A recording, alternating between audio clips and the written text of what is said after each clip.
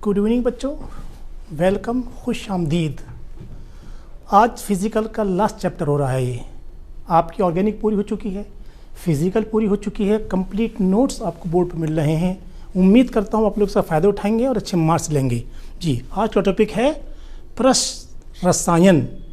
जो रासायनिक क्रिया हमारे पृष्ठ पर होंगी वो केमिस्ट्री लेके चलेंगे आज। इसमें दो चीज़ें हैं, नंबर एक कैटालिसिस और कॉलाइड, उत्प्रेरण और कॉलाइड अवस्था। तो पहला टॉपिक है इसमें एडजॉर्प्शन, एब्जॉर्प्शन, अधिशोषण। अधि माने आधा, जो केवल ठोस के पृष्ठ पर होता है, सांद्रता केवल ठोस के पृष्ठ की परिवर्तित होती है, इन बिटवीन क्या अंदर साइड में वो प्रवेश नहीं करता है, तो इसे कहते हैं अधिशोषण, आधा शोषण। इसमें अगर आपने ताप बढ़ा दिया तो क्या होगा, ये जो शोषित पदार्थ था द्रव हो या ठोस उड़ जाएगा। इसलिए ताप कम रखना है, दाब ज़्यादा रखना है। इसे कहते हैं अधिशोषण, जो केवल उसके गोडेंगे बेटा, केवल इसके सरफेस पर होगा। एग्जाम्पल देखिए, यह है चारकोल चूर्ण, उसमें गैसेस डाल दीजिए, क्या होगा, वो उसके फेस पर एड्जॉर्ब हो जाएंगी, अधिशोष जाएंगी। लेकिन कंडीशन ये है कि अगर थोड़ा सा भी गर्म कर देंगे उसे आप, या दाब कम कर देंगे, क्या होता है, गैस उड़ जाएंगी। तो यह अधिशोषण केवल ऊपरी भाग पर होगा, अंदर नहीं जाएगा, सांद्रता अंदर की परिवर्तित नहीं होगी, केवल प्रष्कित होगी। तो इसे कहते हैं अधिशोषण। एक है अवशोषण। एग्जाम्पल दो है, ये चारकोल, एक सिलिका जेल पर ये क्या कहते हैं, डाल थोड़ा क्या सिलिका करते हैं, वो जेल वाटर को एब्जॉर्ब कर लेती है, एड्जॉर्ब कर लेती है। चारकोल की एग्जाम्पल दी आपको, और एक दिए आपको ये। नेक्स्ट अब है ये अवशोषण, एब्जॉर्प्शन। पहला था एडजॉर्प्शन, अब है एब्जॉर्प्शन। जो सरफेस से होता हुआ उसके अंदर प्रवेश कर जाए, इट मीन सांद्रताएं दोनों साइड की परिवर्तित करे, अंदर तक क्या है, समान रूप से परिवर्तित हो जाता, शोषित हो गया वो, शोषण। तो उसे कहते हैं अवशोषण। जैसे देखा होगा आपने, ये अक्सर जो जूते वगैरह होते हैं, मेडिसिन होती हैं, उसमें छोटे छोटे पैकेट पड़े होते हैं, जैसे होता है दाने चीनी के, ऐसे पड़े होते हैं। क्या है वो एनहाइड्रस कैल्शियम क्लोराइड है। तो क्या करते हैं, जब जूते यहाँ पर नमी आ गई, जूते खराब हो जाएंगे, कैप्सूल हैं, गोलियां हैं, नमी आ गई, क्या होगा, वो सब इकट्ठे हो जाएंगे, खराब हो जाएंगे। क्या करते हैं, उसमें थोड़ा सा पैकेट डाल देते हैं निर्जल कैल्शियम क्लोराइड का। क्या करता है, वो नमी को शोषित कर लेता है। तो यह है शोषण का एग्जाम्पल ये रहा। जैसे चाक देखो आपने, ये चाक लीजिए आप, डाल दो उसमें पानी को, इनके ऊपर क्या करता हो, पूरी चाक उसको एब्जॉर्ब कर लेगी, अंदर तक कलर चेंज हो जाएगा, उसका सांद्रताएं अंदर बाहर के सब समान हो जाएंगी। तो यह है अवशोषण। दो चीज़ें हैं, अधिशोषण और अवशोषण। तो हमारा कार्य जितना चलता चलेगा, ये सरफेस, सरफेस मीन्स ऊपरी भाग पर। देखिए अब इनका ये, इसमें अक्सर एग्जाम में आता है एक नंबर में कि साहब ये इनका अंतर क्या है। अंतर देख लीजिए, ये है केवल ऊपरी पृष्ठ पर होगा, ये अंतरंग मिस बल कंडीशन में अंदर तक जाएगा। अधिशोषक सतह पर होगा, ये सांद्रता परिवर्तित समान रूप से होगी, यहाँ केवल उस पर होगी, प्रारंभ में अधिक होगा, लास्ट में क्यों, कि उस पर सरफेस पे सारा एब्जॉर्ब हो गया, जगह खत्म होगी। लेकिन ये एक समान अंदर तक जाएगा। भौतिक और रासायनिक। भौतिक क्या हो, जिनमें केवल एड्जॉर्प्शन होगा, रासायनिक क्रिया नहीं होगी, और जहां क्रिया हो गई वो रासायनिक। क्या होता, इनके बल बहुत, यह वांडरवाल बताया था मैंने आपको, ये वांडरवाल सबसे कमजोर, पहले लंदन है, उससे ऊपर वांडरवाल है। तो वांडरवाल फोर्स बहुत दुर्बल है। तो ये सिर्फ अणुओं के करीब करीब रहने के लिए है। और केमिकल क्या होता है, वहाँ रासायनिक बंध हैं जो प्रबल होते हैं। ये क्या है, ये विशिष्ट नहीं होते। अब इनकी मर्जी है, कहीं ज़्यादा कहीं कम शोषित हो गए। लेकिन केमिस्ट्री में क्या होता है, ये अति विशिष्ट, यानी क्रियाकारक स्पेशल कंडीशन में किसी विशेष यौगिक से क्रिया करेगा, सब जगह नहीं करेगा। इसलिए ये अंतर है। यह है उत्क्रमणीय। आपने अवशोषण किया, ताप बढ़ा दिया, चला गया, ताप कम कर दिया, फिर क्या होता है, एड्जॉर्प्शन आता जाता है। इसमें साम्य अवस्था के, क्या गर्म कर दोगे उड़ जाएगा, निकल जाएगा, दाब बढ़ा दोगे, कम कर दोगे तो निकल जाएगा। लेकिन क्या है, यहाँ ये एक बार क्रिया हो गई, अब दोबारा लौट के नहीं आएगी, काम खत्म हो गया, केमिकल आ गया ये। ठीक, ये गैस की प्रकृति पर जो गैस लिक्विड नहीं होती हैं, द्रवित नहीं होती हैं, वो एडजॉर्प्शन बहुत कम करती हैं। जो द्रवित होती हैं उनमें फोर्स ऑफ अट्रैक्शन, आकर्षण बल बहुत होता है, तो वो क्या है, शोषित होती हैं। ये प्रकृति पर निर्भर, अधिशोषक पर निर्भर करती हैं कि जो हमारे क्रिया से कर रहे हैं। हाइड्रोजन बंध ये एडिशनल बंध है। ये हम बात करें केमिकल बॉन्ड की, पढ़ा होगा आपने, सहसंयोजी बंध, उपसहसंयोजी बंध, आयनिक बंध, वो बंध है, 3 ही बंध है। ये चौथा बंध जो है ये वंडरवाल फोर्सेस हैं, लंदन फोर्सेस हैं, हाइड्रोजन बॉन्ड है। प्रसाद बेटा ये एडिशनल फोर्सेस हैं, इन सब में हाइड्रोजन बॉन्ड स्ट्रांग होता है। चूँकि लंदन फोर्स कमज़ोर हैं, वंडरवाल फोर्स कमज़ोर हैं, लेकिन हाइड्रोजन बंध प्रबल है। ठीक है, शाबाश बेटा। हाइड्रोजन बंध का इस्तेमाल जगह जगह होता है। जैसे आपका पानी है, द्रव में क्यों है, H2S गैस क्यों है, अमोनिया जल्दी लिक्विड हो जाती है, फास्फीन लिक्विड नहीं होती है, क्यों? उनका कारण बेटा सिर्फ हाइड्रोजन बॉन्डिंग है कि जिन यौगिकों में हाइड्रोजन बॉन्ड प्रबल होगा वो द्रव अवस्था में पाए जाएंगे या गैस से द्रव में आसानी से परिवर्तित हो जाएंगे ड्यू टू हाइड्रोजन बॉन्ड। मैंने बताया ना ललिता बेटे, मैंने बताया आपको ये कि जो केमिकल बॉन्ड तो 3 ही हैं। अब जो एडिशनल बॉन्ड है, एक तो आपने पढ़ाओगे 11वीं क्लास में, आयनिक बंध, सहसंयोजी बंध, उपसहसंयोजी बंध, और एक था सिंगलेट बॉन्ड आधा एरो वाला।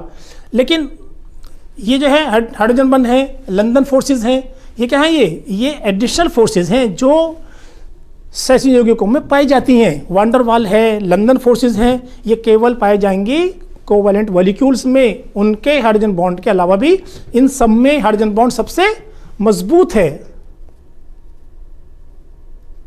अमोनिया बेटा ललिता उदासीन नहीं है, आप भूल गई, मैंने कराया था आपको। देखिए ये आपका NH3, इस पर 2 इलेक्ट्रॉन हैं, इसलिए ये क्या है, इसमें हाइड्रोजन बॉन्डिंग होगी।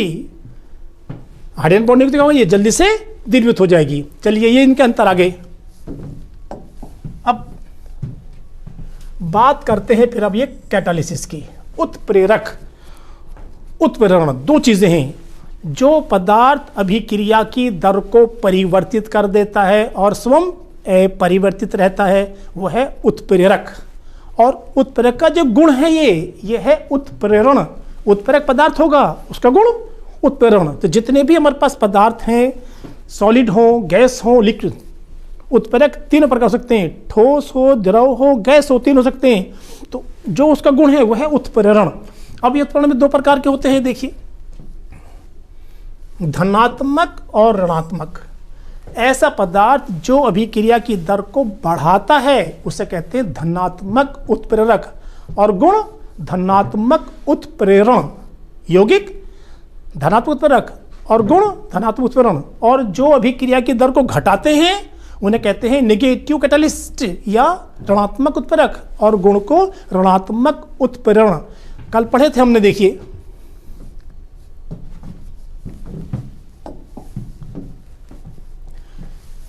आपने पढ़ा होगा हाई स्कूल में ऑक्सीजन बनाने की विधि। तो क्या उसमें कि अगर हम पोटेशियम क्लोराइड को गर्म करते हैं विदाउट MnO2, ये ना रखो। अंजलि बेटा अमोनिया की बात थी, यहाँ जाओ। क्या है ये, तो ये उद्घटन अपघटन बहुत कम होगा, गति धीर होगी। अगर उसमें थोड़ा सा आपने मैग्नीज ऑक्साइड MnO2 मिला दिया तो क्रिया बहुत तेजी से होगी। इट मीन्स ये क्रिया को बढ़ा रहा है। आप पढ़ेंगे अभी डीकन प्रोसेस इनऑर्गेनिक केमिस्ट्री के अंदर, क्लोरीन कैसे बनाते हैं। अगर हम इनका ऑक्सीकरण करते हैं HCl गैस का, तो ऑक्सीकरण बहुत धीमा होता है, नेग्लिजिबल, बहुत कम होगा, नहीं करेंगे।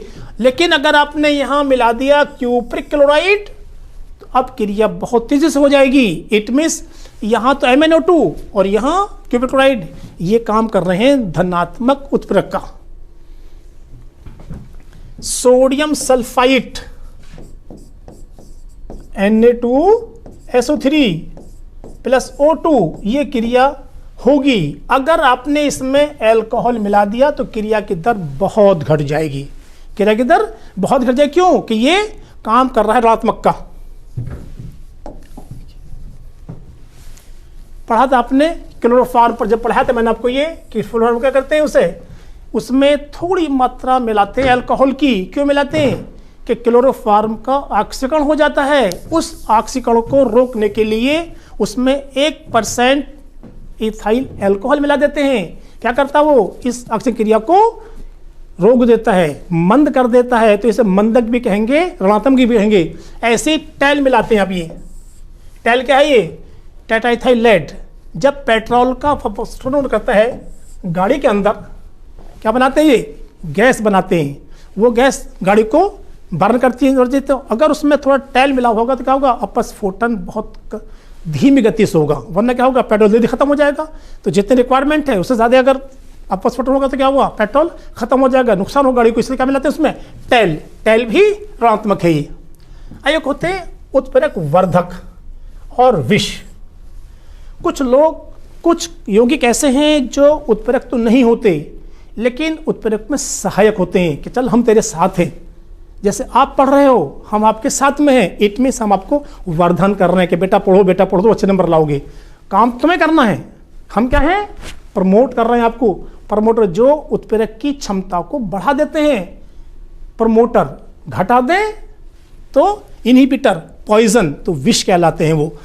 देखिए हैबर विधि आपने पढ़ेंगे आगे अभी आप हैबर विधि को। हैबर विधि में क्या करते हैं कि इसमें हम आयरन लेते हैं कैटलिस्ट के लिए। अगर आयरन हमें स्पीड और बढ़ानी है तो आयरन की हेल्प करने के लिए इसमें लाते हैं मोलिब्डेनम। क्या लाते हैं? मोलिब्डेनम। आगे से पढ़ेंगे अभी 15 ग्रुप में अमोनिया के निर्माण में कि जो हमारे पास मोलिब्डेनम है वो उत्प्रेरक नहीं है लेकिन लोहे की उत्प्रेरक क्षमता को वो बढ़ा रहा है। इसीलिए क्या है? वो कैटालाइटिक प्रमोटर है। कैटालाइटिक प्रमोटर है। अमोनिया के निर्माण में ये रहा मोलिब्डेनम, ये प्रमोटक है। और अगर क्रिया को मंद करने वाले हों, धक्का नहीं देते बेटा, ये उसको सपोर्ट करते हैं, क्रियाशीलता को बढ़ाते हैं। क्रियाकारक की नहीं, क्रिया की नहीं, वो बढ़ाते हैं क्षमता उत्प्रेरक की। तो उत्प्रेरक की जो क्षमता है अगर मान लीजिए कुछ सेकंड की है तो क्या करेंगे? वो उसे और कम कर देंगे। इसलिए वो धक्का नहीं मारते, उसको प्रमोट करते हैं कैटलिस्ट को, नॉट क्रियाकारकों को। ठीक। नेक्स्ट क्या है? पॉइजन। जितनी भी हम क्रिया लेके चलते हैं उसमें अगर आर्सेनिक आ जाएंगे या CO गैस आ जाएगी, ये हमेशा विष का काम करते हैं। क्या करते हैं? विष का काम। ये एमोनियम ललिता बेटा, एम तो कैपिटल है, ओ छोटा सा है, ये मोलिब्डेनम। ये एमोनियम कैपिटल एम आएगा यहाँ। अब है ये ऑटो कैटालिसिस। ऑटो मींस जिसमें अब तक क्या किया था आपने? बाहर से मिलाए थे, प्लेटिनम मिलाया था, MnO2 मिलाया था, CuCl2 मिलाया था, ये मिलाए थे हमने, ये फॉरनर थे। अब अगर एक क्रिया में कोई भी बाहर से पदार्थ ना मिलाया जाए लेकिन क्रिया की दर बढ़ा देता है, वह है ऑटो कैटालिसिस। क्या? जैसे आपका दिखाइए, ये एस्टर का जल अपघटन धीरे धीरे होगा, लेकिन जैसे ही एसिटिक एसिड बन जाएगा दर बढ़ जाएगी। तो एसिटिक एसिड बढ़ता रहेगा, क्रिया की दर बढ़ती रहेगी। तो अगर अभिक्रिया का कोई उत्पाद ही क्रियाकारक अभिक्रिया के लिए काम करे, प्रमोट करने का, उत्प्रेरक का काम करे, तो इसे कहते हैं सवय उत्प्रेरक। तो ये तो है सवय ऑटो कैटालिस्ट, और ये गुण है ऑटो कैटालिसिस। ऑटो कैटालिस्ट और गुण ऑटो कैटालिसिस। यह है इंड्यूस्ड, किसी को प्रेरित करना, किसी को प्रेरित करना। इसमें होता क्या है कि अगर जैसे हम किसी यौगिक का कोई क्रिया कर रहे हैं, क्रिया नहीं हो रही है, हमने यौगिक दूसरे मिला दिया तो वो क्रिया हो जाएगी। सबसे अच्छी एग्जांपल है कि सोडियम आर्सेनाइट वायु में ऑक्सीकृत नहीं होता, बहुत मुश्किल से करना होता तब भी नहीं होता। लेकिन अगर इसमें सोडियम सल्फाइट मिला दे तो दोनों क्रिया आसानी से काम कर जाती हैं। इसलिए क्या है कि सोडियम आर्सेनाइट का ऑक्सीकरण बहुत कठिन नहीं होता है और सोडियम सल्फाइट का ऑक्सीकरण बहुत आसानी से हो जाएगा।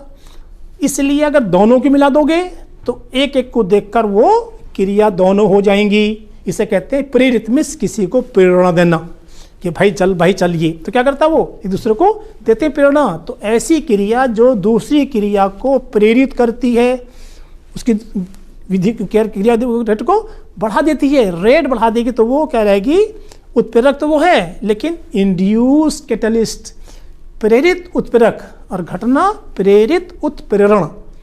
तो बहुत अच्छे एग्जाम्पल है, कई बार एग्जाम आ चुकी है।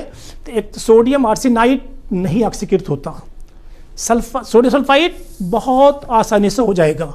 अगर दोनों मिला दोगे तो दोनों आसानी से ऑक्सीकृत हो जाएंगे। इट मीन्स सोडियम आर्सेनाइड के ऑक्सीकरण के लिए सोडियम सल्फाइड का ऑक्सीकरण काम कर रहा है उत्प्रेरक का, इसलिए उसे प्रेरित किया उसने, तो यह है प्रेरित उत्प्रेरण या इंड्यूस्ड कैटलिस्ट।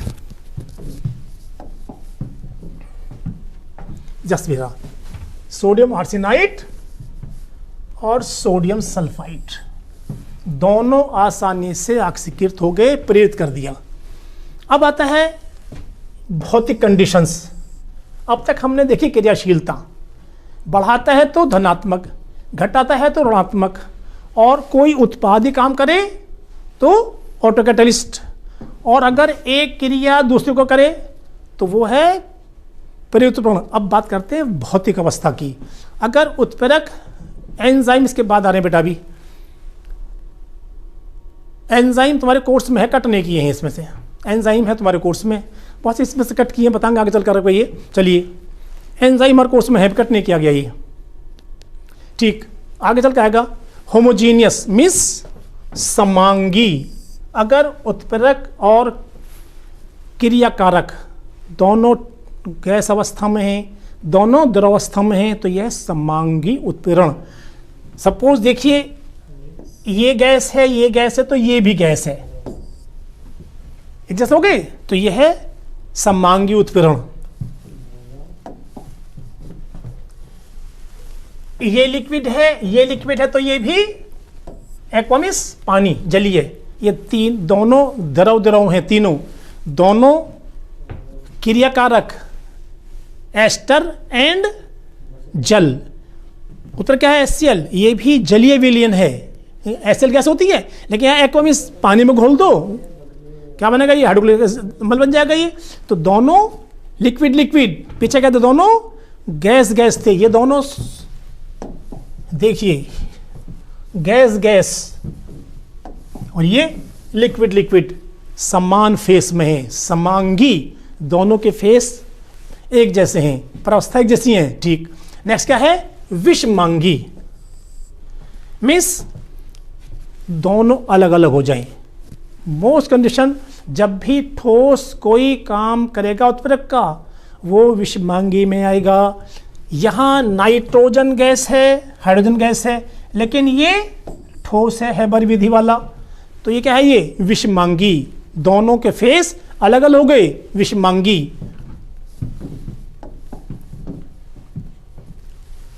क्या है, सल्फ्यूरिक एसिड, हमने यहां लिया प्लेटिनम ले लीजिए, ये भी ठोस है, या ले लीजिए वैनेडियम पेंटॉक्साइड, दोनों ठोस हैं, ये दोनों गैस गैस, और ये दोनों एक लैंग्वेज, पीटी लो या V2 है ना, आपको करते हैं सल्फ्यूरिक एसिड का निर्माण करते हैं, उसमें आप पढ़ेंगे आगे चल कर, ये वहाँ इस्तेमाल होगा इसका V2 का। तो यह है विषमांगी, हेट्रोजीनियस। तो अगर दोनों लिक्विड लिक्विड हैं, दोनों गैस गैस हैं, एक फेस में है, तो समांगी। और अगर उत्प्रेरक का फेस अलग हो गया, गैस और ठोस, लिक्विड और ठोस, तो ये बन जाएगा विषमांगी उत्प्रेरण। अब ये काम कैसे करता है, अधिशोषण सिद्धांत। दो चीजें हैं, एक है विषमांगी, एक है समांगी। जो हम अधिशोषण करते हैं वो विषमांगी फॉर्म को प्रदर्शित करता है कि जितने भी हमारे ठोस हैं, उन ठोस पे कहीं ना कहीं वैलेंसीज टूटी भी होती हैं, फॉर्म होता है। जैसे आपका हाथ है, ये देखिए, ये हाथ है ना, यहाँ से ये इसमें थोड़े थोड़े गड्ढे बने हुए, इट मीन्स यहाँ वैलेंसी कमज़ोर होगी। अगर बॉन्ड बॉन्ड होगा तो ये स्ट्रॉन्ग है, और अगर बॉन्ड टूट गया इन बिटवीन, इनके बीच में जगह आ गई, तो ये क्या कहते हैं, इन्हें कहते हैं मुक्त वैलेंस क्रिया हुआ है, संयोजकताएं, फ्री वैलेंसीज होती हैं। यहाँ बहुत एक्टिव होता है रिएक्टेंट आपका ये कैटलिस्ट, तो उस गड्ढे में उसमें दोनों क्रियाकारक उत्पाद आके मिल गए, क्रियाकारक दोनों मिल गए, जो भी आपने H2Cl2 जो भी कुछ होगा आपका, क्या करेंगे, जो HH बॉन्ड है वो तोड़ जाएगा, जो CH बॉन्ड है वो टूट जाएगा। अब सारे बंध टूट गए और वो दोनों इकट्ठा हो गए। जब बंध टूट गए तो परमाणु की विशेषता यह है कि वो अकेला नहीं रहेगा, अपने अष्टक को पूरा करने के लिए हर कंडीशन में क्रिया करेगा वो। क्यों? अगर अष्टक पूरा नहीं है तो धातु या यौगिक या परमाणु पूरा नहीं है। वो संयोग करता है अपना अष्टक को पूरा करने के लिए, इसलिए उस बंध, जो बंध तोड़ दिए और नए बंध बन गए, नए बंध बन गए तो एक कम्प्लेक्स बन गया, वहाँ संकर बन गया। वो संकर का बना उत्पाद, उत्पाद यहाँ से चला जाएगा, सेंटर फिर खाली हो गया, वहाँ फिर क्रिया होगी, उस पर क्रियाकारक आएंगे, उनके बंध टूटेंगे, नए बंध बनेंगे, बनेगा निकल जाएगा। देखिए इस वन, ये ए और बी दो अंदर आए, ए और बी टूट गए। बहुत अच्छे एग्जाम्पल। अब देखिए ये है आपका निकिल, निकिल, निकिल। यहां वैलेंसी देखिए, यहां वैलेंसी टूटी हुई है, तो ये इन्हें कहते हैं एक्टिव सेंटर्स, क्रियाशील केंद्र। क्यों? कि वैलेंसी टूट गई, अपनी वैलेंसी को पूरा करने के लिए ये उस पर अटैक करते हैं, भैया आ जाओ दोस्ती कर लो, आ जाओ दोस्ती कर लो, बुलाते हैं उसे, एब्जॉर्ब हो गए, इनके बंध टूट गए। देखिए यहां तो A+B था, दोनों आ गए, दोनों के बंध टूट गए। अब जब टूट गए तो क्या होगा, ये शोषित हो गए, नए बंध बनेंगे, नए बंध बनकर क्या है, ये बाहर निकल गए। ये देखिए बाहर निकल रहे, ये सेंटर फिर खाली हो गया। तो ये जो टूटी हुई वैलेंसी हैं, इनका कार्य बहुत ज़्यादा होता है। क्वेश्चन आता है कि अगर स्मूथ है, चिकना है क्रिया उत्प्रेरक, तो क्रिया नहीं होती है, और अगर फाइनली पाउडर्ड है तो क्रिया बहुत तेज होती है। ये क्वेश्चन बोर्ड में कई बार आ चुका है कि क्रिया में फाइनली पाउडर निकिल बहुत क्रियाशील होता है, और स्मूथ चिकना सरफेस होती है तो क्रिया कम करता है। कारण क्या है इसका, कि स्मूथ कंडीशन में, जैसे चिकना है बिल्कुल, यहाँ वैलेंसी नहीं है टूटी हुई, यहाँ क्या है, होल्स हैं, इट मीन्स यहाँ वैलेंसी टूटी हुई है, गड्ढा है, तो ये कहलाएगा एक्टिव सेंटर। एक्टिव सेंटर क्या है, यहाँ फ्री वैलेंसीज, वो क्रियाकारक के बॉन्ड को तोड़ेंगी, सारे मुक्त हो गए। अब नया यौगिक बन जाएगा, ए और बी से AB का नया बंध बन गया।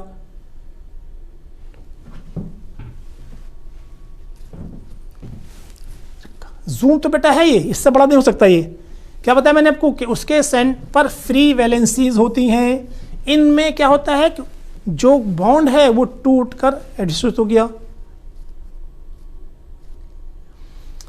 देखिए पूरा मैंने आपको बोर्ड पर दिया है, ये सारे पूरा कोर्स आपको मैंने बोर्ड पर दिया है। पहले बोर्ड दिखाता हूं आपको ताकि पढ़ सकें, फिर उसमें मैं ये निशान लगाता हूं कहाँ मैंने क्या किया है। ये क्या बताया मैंने, ये कि ये दोनों यौगिक यहाँ आए और दोनों के बॉन्ड टूट गए, नया बॉन्ड बना, ये क्या होगा, निकल गया।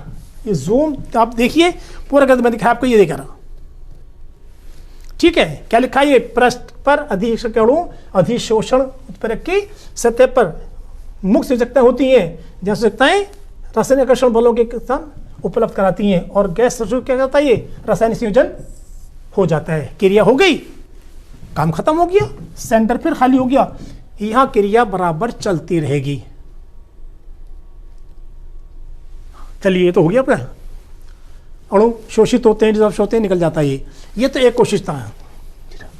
उत्प्रेरक सतह से अभी कह रहे उत्पाद का अणु विशद डिस्पोर्शन होगा, ऐसा उत्पाद की उत्प्रेरक पृष्ठ के बंधु से कारण होता है। उत्पाद अणु के पश्चात पृष्ठ दोबारा उड़ गए तो दोबारा पृष्ठ फिर खाली हो गया, फिर ग्रहण करेंगे वो, फिर क्रिया होगी। क्रिया निरंतर चलती रहेगी, यहाँ की ये खाली वैकेंसीज भूरी नहीं होंगी, ये सेंटर बाद में खाली खाली रह जाएगा।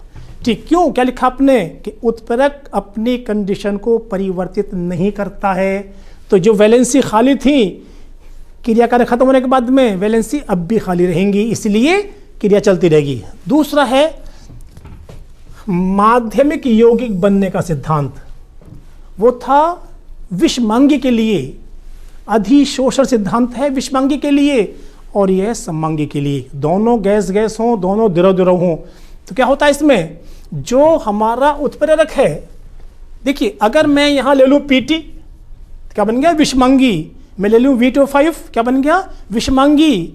इसलिए कंडीशंस यहाँ बदल जाएंगी। अगर यहाँ मैं गैस के अलावा कोई ठोस ले लूँ तो क्या बनेगा, वो विषमांगी, ये है सममांगी।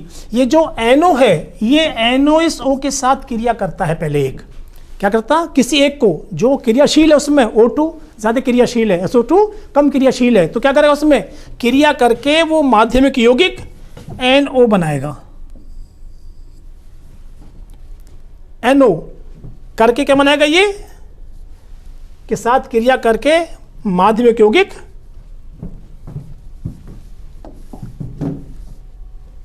ये रखा।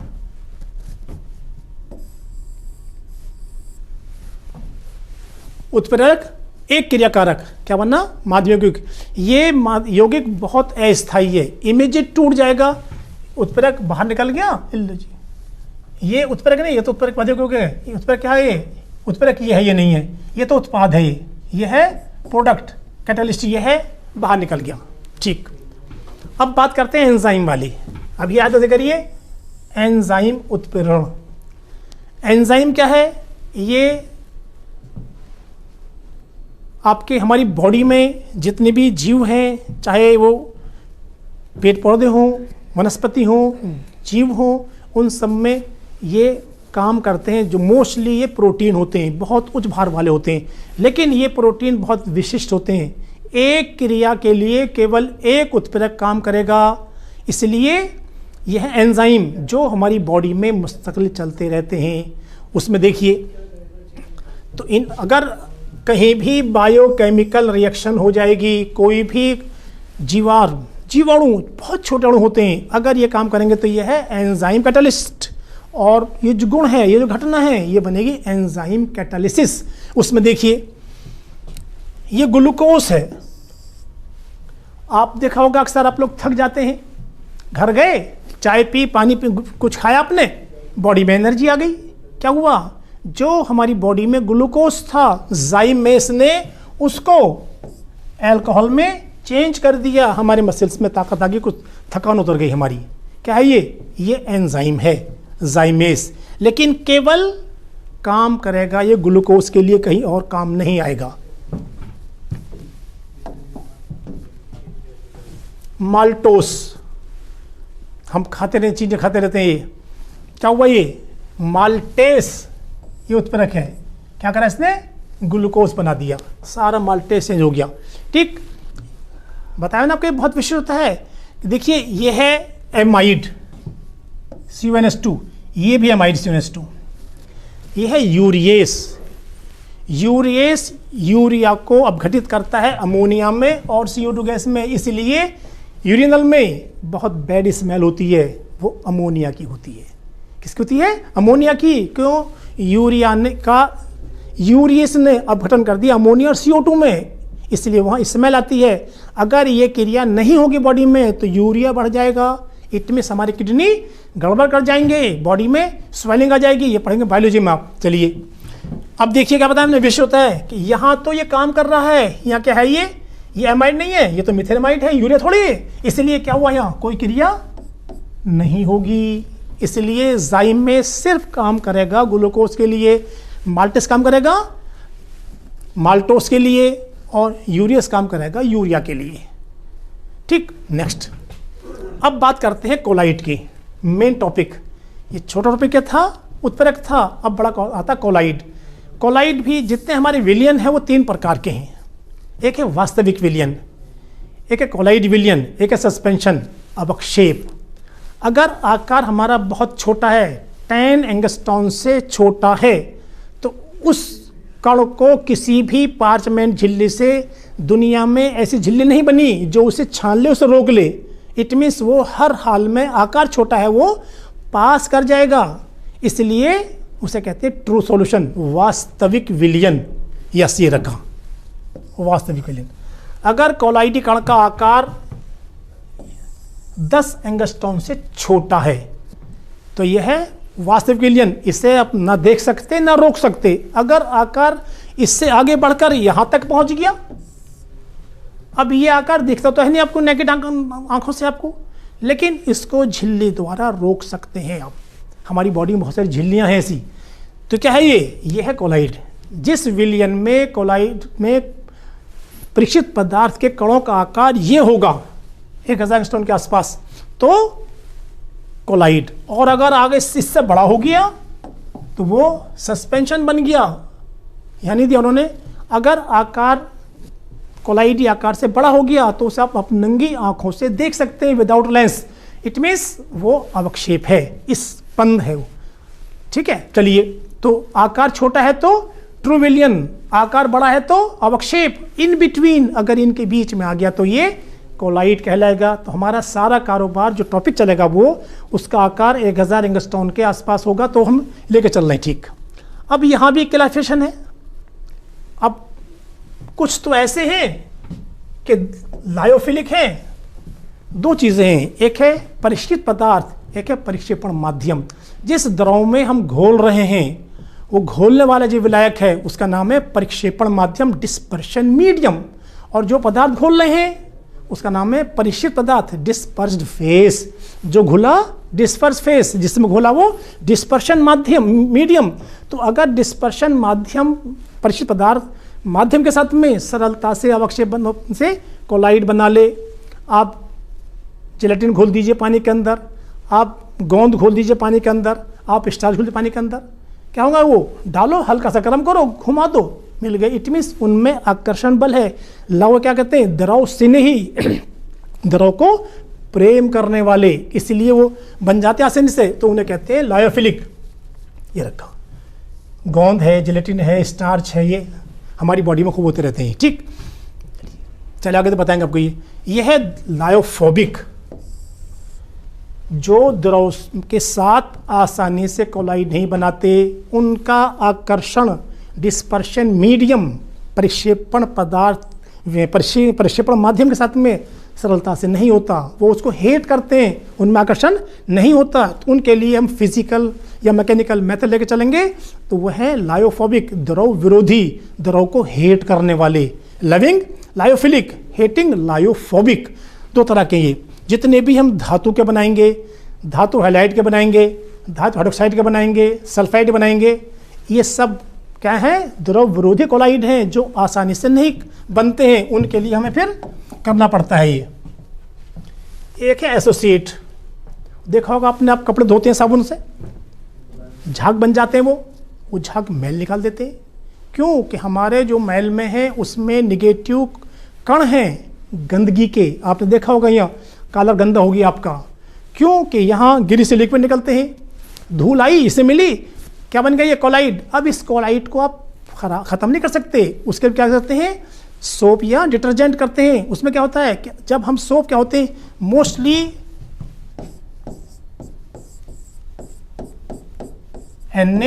NaRCOO। अगर हम ले रहे हैं सोडियम वाला तो इसे कहते हैं हार्ड सोप, और अगर हम लेते हैं पोटेशियम वाला तो इसे कहते हैं सॉफ्ट सोप। जो हम बाथिंग में इस्तेमाल करते हैं, नहाने धोने में इस्तेमाल करते हैं, वह है सॉफ्ट सोप, वो पोटेशियम सोप है।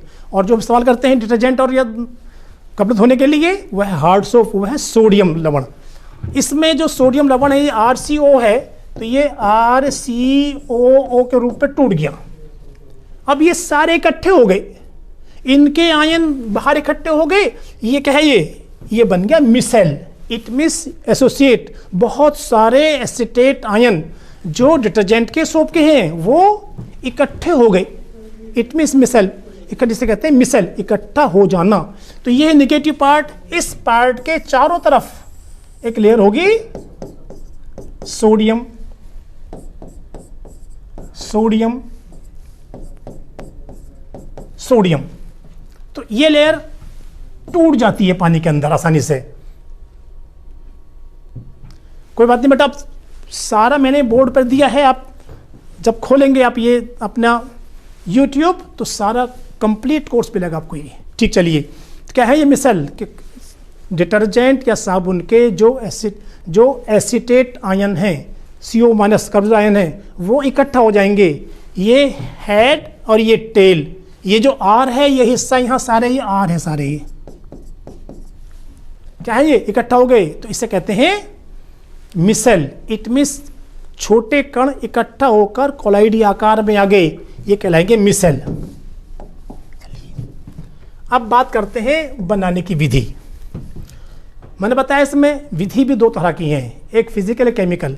जहाँ फिजिकल हमारे पास में है उसमें मोस्टली धातु के हैं, जो केमिकल है मोस्टली धातु यौगिक के हैं, हाइड्रोक्साइड हो, हैलाइड हो या सल्फाइड हो, इन चीज़ों की। ठीक है, नेक्स्ट यह है नंबर 1 डिस्पर्शन। इट मीन्स परिक्षेपण विधियां, जिसमें ज़बरदस्ती उसको, मैंने बताया कोलाइड दो प्रकार के हैं, लायोफिलिक, लायोफोबिक, द्रव से नहीं द्रव विरोधी। जो बना ले आसानी से कोलाइड द्रव से नहीं, जो हार्ड बने मुश्किल से बनाए द्रव विरोधी। तो कंडीशन आ गई है, द्रव से नहीं तो बहुत आसान है, आपने जेलेटिन खोलो, स्टार्च खोलो, पानी गर्म हल्का सा घुल जाएगा। लेकिन जो धातु हैं, धातु सल्फाइड हैं, हाइड्रोक्साइड्स हैं, वो आसानी से नहीं बनाते। क्या है ये? नंबर 1 है कोलाइडी मिल द्वारा। कोलाइडी मिल क्या है? ये दो पार्ट है, जहाँ चक्की और चक्की लाइक दैट, बिल्कुल चक्की है ये।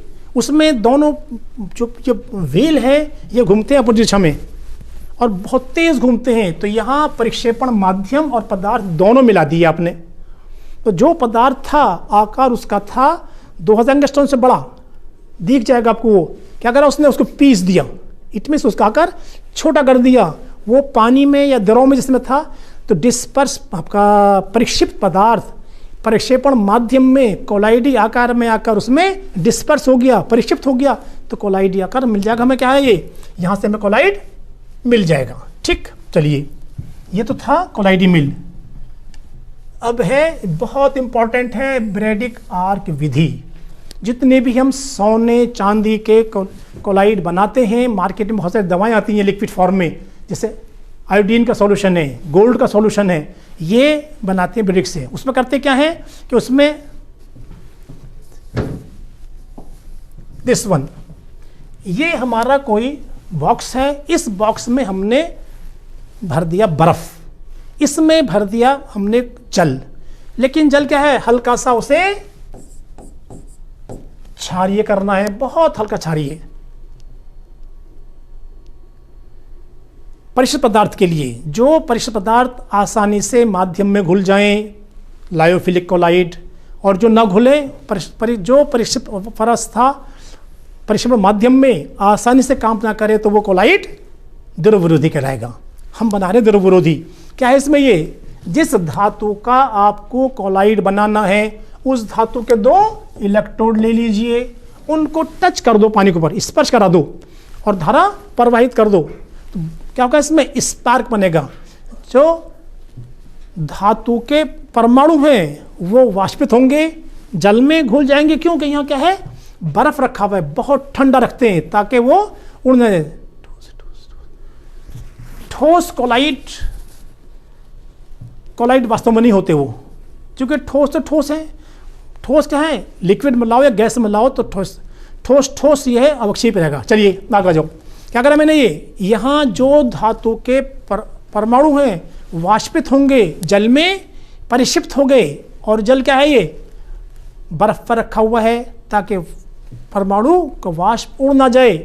ये बन गया धातु के लिए। इसमें स्पेशल मोस्टली ये AU, AG एंड CU, इनके कोलाइड बनाने के लिए हमारे पास में ये विधि है।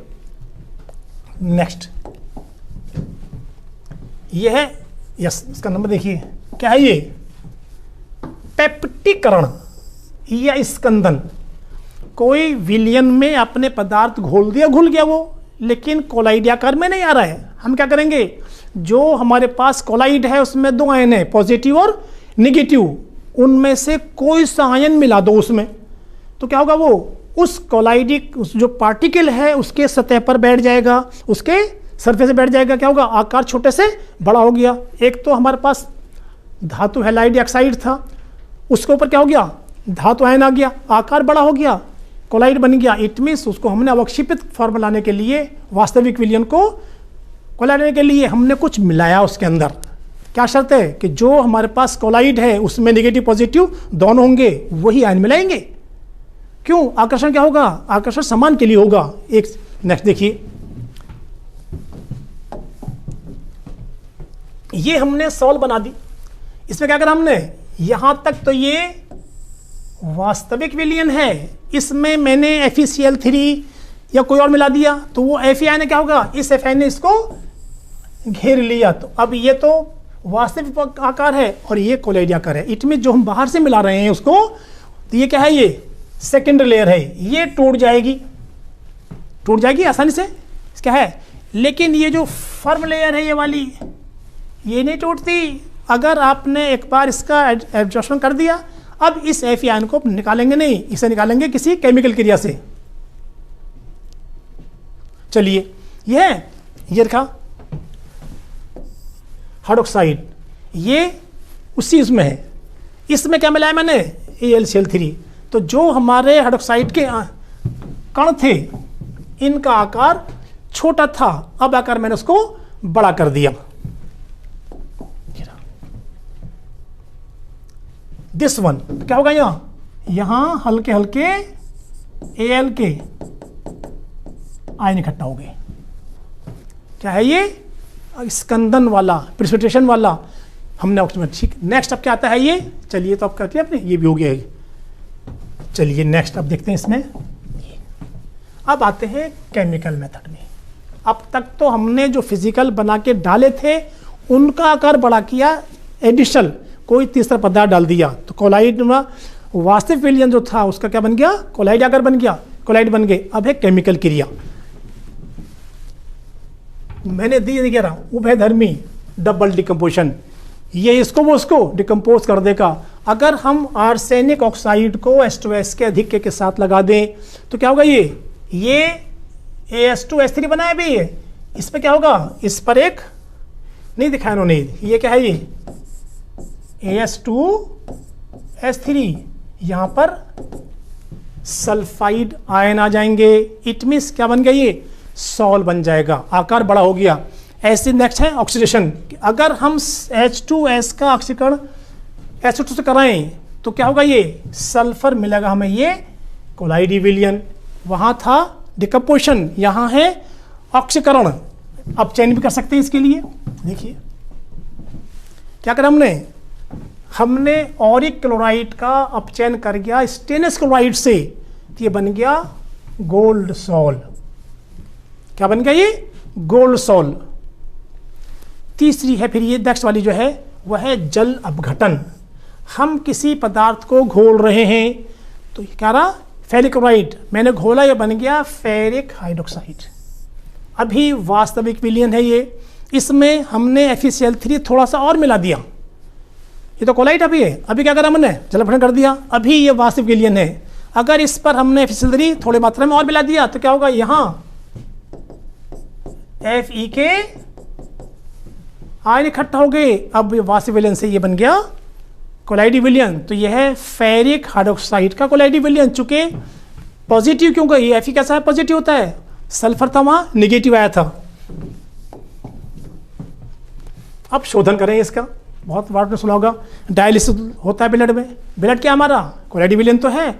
उस कोलाइड विलयन में गंदगी मिल गई, कोई पार्टिकल मिल गए, हमारी बॉडी को डैमेज करते हैं, तो हमारी किडनी डायलिसिस करती है। उसमें क्या करते हैं कि पार्चमेंट झिल्ली से हम कोलाइड को पास कराते हैं। जो ठोस पदार्थ है झिल्ली से बाहर निकल जाएगा, यूरिन थ्रू बाहर निकल जाएगा। जो हमारी बॉडी है डायलिसिस करती है वो किडनी हम यहाँ कर रहे हैं इलेक्ट्रिकल इंडक्शन में। ये हमने कोलाइड विलयन लिया, काय में?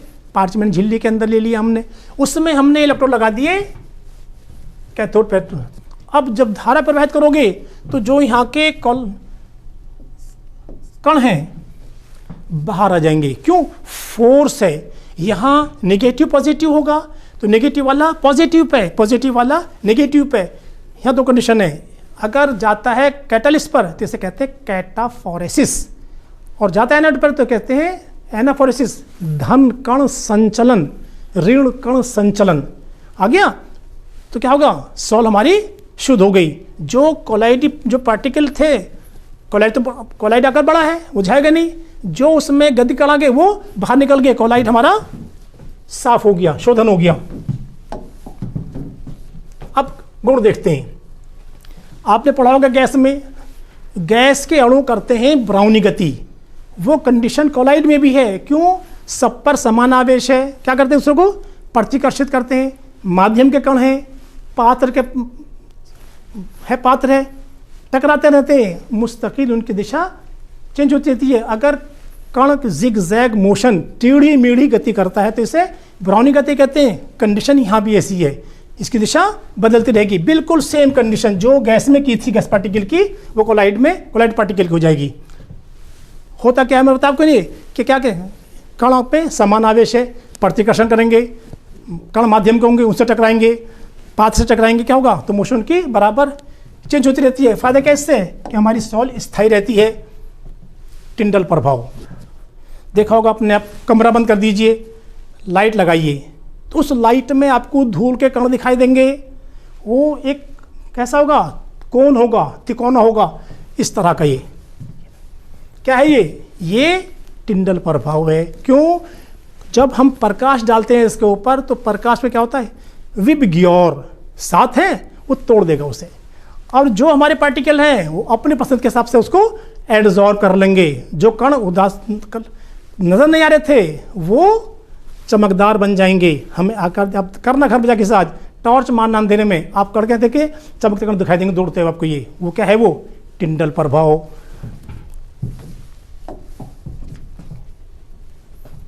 अब इस पर आवेश कैसे आ गया? मैंने क्या बताया कि जो सॉल बनाई है आपने, उसमें से कोई सा आयन अगर बाहर से मिला देंगे तो क्या होगा? उस पर वो अधिशोषित हो जाएगा। हमने बनाया है ये सिल्वर नाइट्रेट और KI को, हमने इनकी क्रिया करा दी, क्या बन गया? AgI। अब AgI में अगर हमने AgNO3 ज़्यादा मिला दिया तो क्या होगा? यहाँ Ag का आयन आ गए, हमने ज़्यादा KI मिला दिया तो ये I का आयन आ गए। डिपेंड करता जो बाहर से मिला रहे हैं हम। ये सेम कंडीशन क्या था? ये फेरोक्साइड क्या करा आपने? ये बाहर से मिला दिया, क्या बन गया? ये तो था वास्तविक, हमने बाहर से मिला दिया, आवेश बन गया।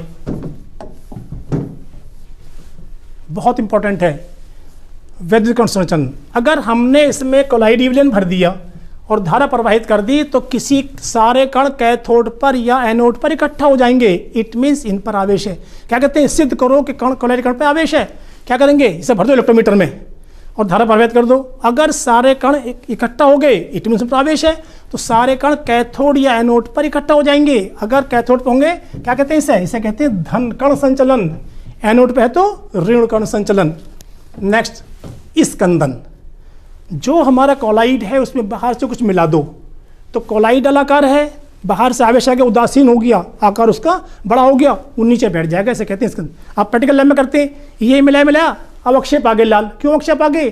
कि जो कोलाइड पार्टिकल था उस पर बाहर के आयन आ गए, उनका आकार बड़ा हो गया, नजर आ गए, तो इसे कहते हैं स्कंदन।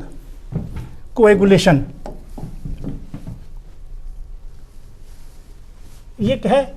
अगर कोलाइड के 1 लीटर का स्कंदन करने के लिए जो आयन मिले उसे कहते हैं प्रिसिशन वैल्यू, ये रहा अवक्षेपण मान या फ्लोकेशन वैल्यू या स्कंदन मान। एग्जाम में आ सकता स्कंदन मान क्या है? कि 1 लीटर कोलाइड के अवक्षेपण के लिए जो हम पदार्थ मिला रहे हैं उसे कहते हैं अवक्षेप। आ गया। नेक्स्ट है हर्ष। ये बहुत इंपॉर्टेंट है, हर्ष बहुत इंपॉर्टेंट है। क्या कहता है ये? कि कोलाइडी कण के स्कंदन के लिए हमें आवेश की आवश्यकता होती है।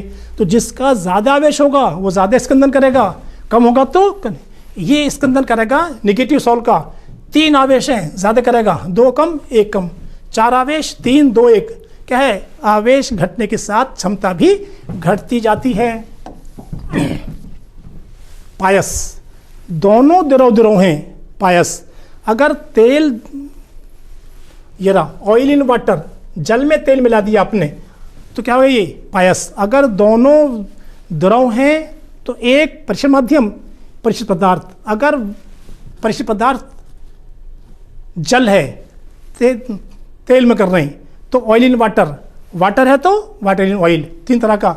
ये जो ऑयल इन वाटर है, आप दूध पीते होंगे, दूध में क्रीम होती है, उसे डाल देते हैं।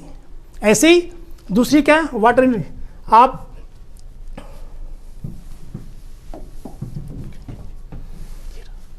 बटर, मक्खन खाते हैं, क्या होता है वहाँ, घी में पानी होता है, जलाते हैं, पानी निकल जाता है। तो अगर मक्खन है तो वाटर इन ऑयल, और अगर दूध है तो ऑयल इन वाटर। ये एग्जांपल इसके दिखाई आपको मैंने। ये शुद्धिकरण के लिए देख लीजिए।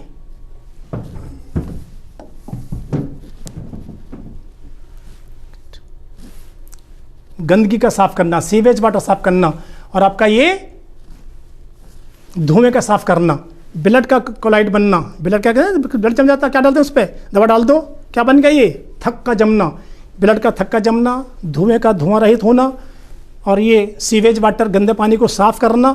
ये सब इसके एग्जाम्पल हैं जो हमारे चारों तरफ ये घूम रहे हैं।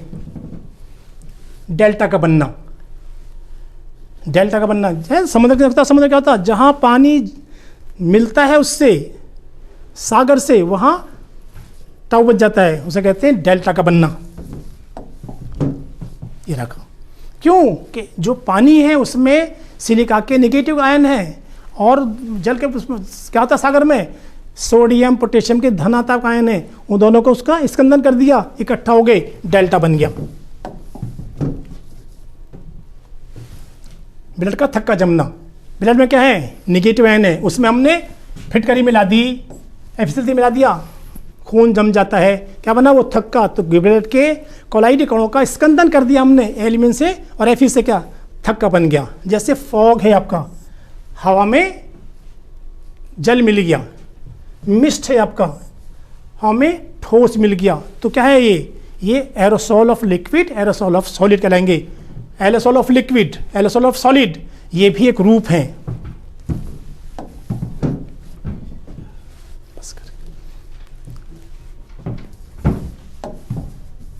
चेक कर लीजिए ना आप ये।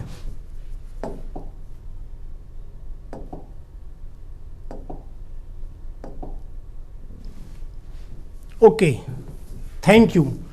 सारी स्लाइड आपको दी हैं, इस स्लाइड में एक बार पढ़ लेना, बहुत आसान है। Thank you.